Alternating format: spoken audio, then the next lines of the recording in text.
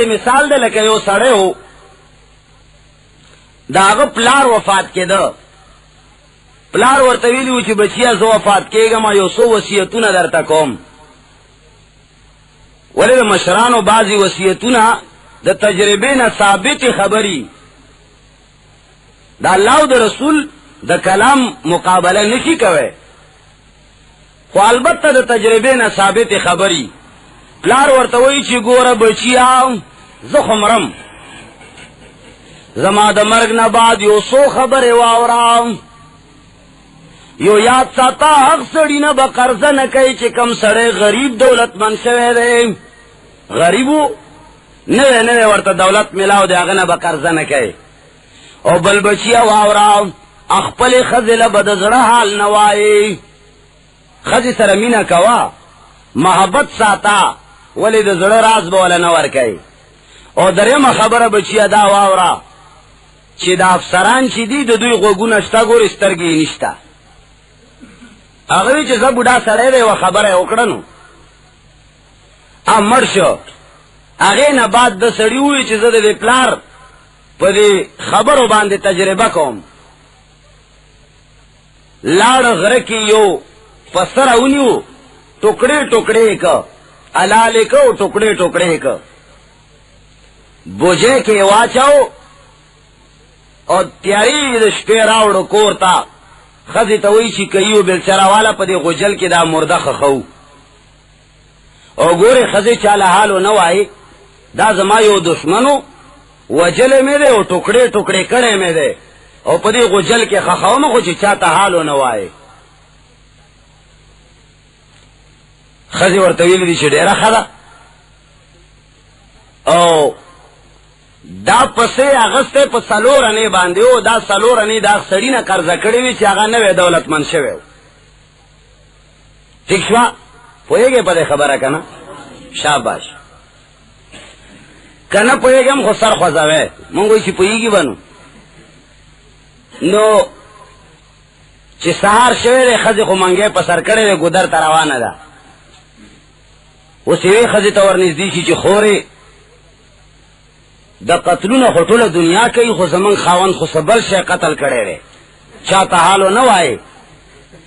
خبره درته امانت کومه هغه ورته چې وایي خورې څه دي او ورته چې زمونږ خاوند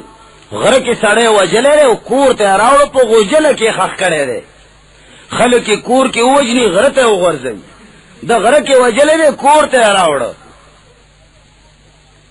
خورې چاته حال ونه وایي هغه ورته چې نه اصل یې ونی خو نه یم جمع و مجلس نه علاوه به انشاءالله چېرته نه وایم ښځو خو عادت داسي نو هغه بلې ته وایي بلې ته وایي بالآخر دا خبره افسرانو لتلې ده د علاقې افسر له چا غوږ کې اچولي دي چې فلاني سړي خو سړی وجلی دی بیا په غوجله کې ښخ کړی دی اوس بادشاه خو غوږونه لري او سترګې خو یې شته نه چې تحقیقات وکړي چې ورغلی دی چې زه خو یې راوباسم سپیان ورولېږم چې دا سړی رښتیا دی او که چا دروغ ویلي دي نه بس حکم یې جاري که چې فلانی سړی ونیسئ ورای ولې پانسي کوي قتل یې کړی دی سپیان ورپسې ورغلل کور کې سړي له هتکړې ولګولې چې تا قتل کړی دی سړي ته خو پته ولګېده چې ښځې خو مې حال ویلی دی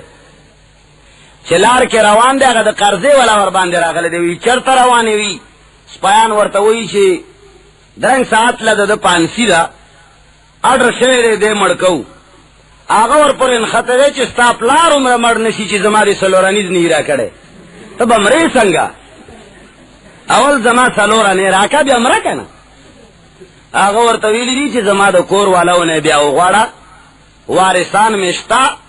تباه و برباد شي زه مرګ ته روان یم خدای که ستا پلار عمره مړ شي چې 4 انې دې نه راکړي هغه وی چې یاره دا خبره خو هم صحیح شوه چې د وږي سړي نه قرضه مه کوه بیا چې کله د پانسۍ په تختې باندې ولاړ دی نو خندلي دي ځان سره افسر یا بادشاه ته تپوس کړی دی چې ولې دې وخندل دا وخت خو د جړا دی هغه ورته وایي چې جي بس هسې مې وخندل وایي نه حال به وایي هغه ورته وایي چې ما له پلار داسې وصیت کړی او ما د هغې تجربه کوله او حقیقت ته ما تجربه وکړه چې بادشاہان یا افسران سترګې نه لري او غوږونه لري. تا غوږونه لرل شیطانی خو دې واورېده، خو سترګې دې نشته چې راغلی وې خو جله خو دې راخلاصه کړې وې چې د سړي هډوکي دي که د پسه دي. نو هغه ورته ویلي دي چې سپیانو لاړ شئ ویې ګورئ چې تحقیقات یې کړي یا خو پسه و. ما تجربه کوله نو